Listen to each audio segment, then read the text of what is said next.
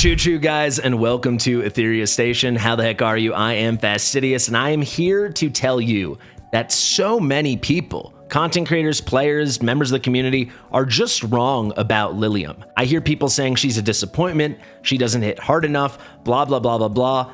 It is all wrong, in my opinion. I want to have a very short video here explaining why I do believe that. And I also want to let you know, if you want to challenge me and you don't believe me, that she's as strong as I believe her to be, subscribe to the channel and then let me know in the comments where you want to see me test her, because believe it or not, on this account we're on right now for my friend Larry, we just pulled him, and you can check out that video, we just pulled him a P5 Liliam. You can see full prowess 5. We're working on skilling her out. That shouldn't take too long. We are going to max her and we will test her everywhere, and we will prove what I'm about to discuss with you, that she is not overhyped or overrated. I think some people had really wacky, unrealistic expectations, but even in spite of those, she will be a dominant force, and mark my words, within 2 weeks time, she will be the PvP meta. She will be arena meta. She will be real-time arena meta. I think some people are just saying this S3 should be hitting harder. And frankly, this is the hardest hitting single target move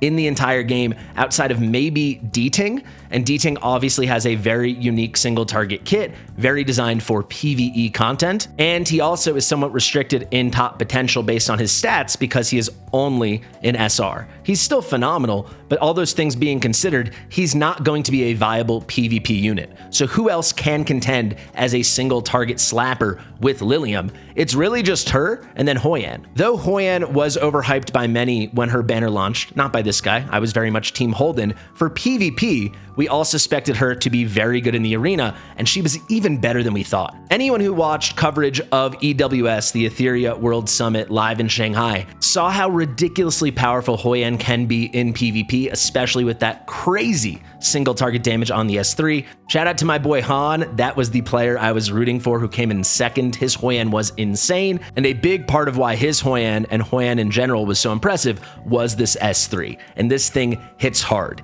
It is 450% damage, but then it is buffed by 10% additional damage for every 10% HP Hoi An has lost. So if she is at basically empty HP because she's triggered her soul ward, she just has the 1 point of HP, and they count it as 100% HP decrease. She gets 100% damage boost. That means she's doing 550% damage with this move, and it is a very hard-hitting move. Well, you know who else does 550% damage with their S3? Liliam.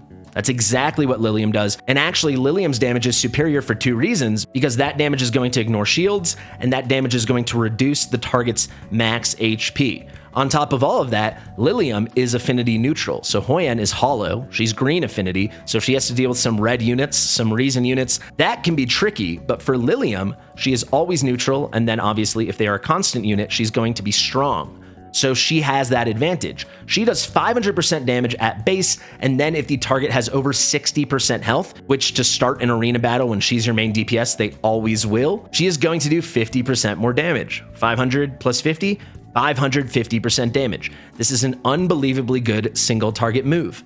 I think maybe somewhat rightfully so, the disappointment is stemming from the fact that people thought we have really good single target units like Hoi An, and now we're getting an LD SSR single target, so she's going to be even stronger. Or we have really good LD SR single target units like D-Ting, so now that we're getting an LD SSR, she's got to be way better. Her whole kit, she is way better than those units, in my opinion, for PvP. I will say Hoi An is still busted. It's a different kind of good for arena. It's a different kind of strategy.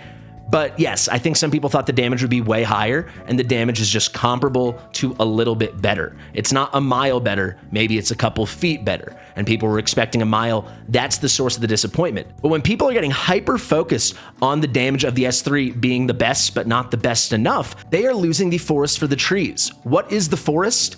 The rest of her kit, and that's what makes her special. The whole time, she was always going to be most special because of her passive and her S2. With her passive, Flash, she becomes immune to all crowd control effects and all turn meter effects. This is an insane counter, an extremely unique counter to the current meta in PvP. One of the top possible strategies you might go up against in PvP. Moreover, with her skill 2, she can play into those top crowd control strategies by having the first guaranteed crowd control effects in this game. She is guaranteed to inflict a stun, no effect accuracy needed, no other conditions needed. She is guaranteed to do it if she is attacking a target with 70% HP or less. Even if you don't have her S2 skilled out, she still is guaranteed to do it if the target's HP is 50% or less. This is a guaranteed stun. This can lock out a very key unit on the enemy team. This is extremely potent. This will dominate PvP. But it gets even better because this move still hits quite hard. I get what people are saying, not as hard as some expected, but if this move does get a kill, if you set everything up right, that kill ensures that the unit that is killed is obviously killed, but all other units are hit by a now guaranteed AoE stun. So this is how you should be evaluating her kit. If you care about PvP and you want to hunt the meta and you want to dominate, I think she is a can't miss unit. The DPS is extremely good, not OP breaking the game in half good, though not OP breaking the game in half good like some people were expecting, but when you take into account that it is extremely good, and then take into account she has that unbelievable passive resisting crowd control and turn meter effects that's just going to make her so dominant in arena, and then she has the S2 with the guaranteed stuns, the whole package is tremendous, is transformative, will redefine the PvP meta in my opinion. Let me know if you agree, let me know if you disagree, and if you do disagree, challenge me to test her out. Let me know where you'd like to see her in the comment section below. Thank you so much for watching. I've been Fastidious. This has been Etheria Station. If you like the channel, subscribe to it, share with your mother, and we'll see you real soon. Bye.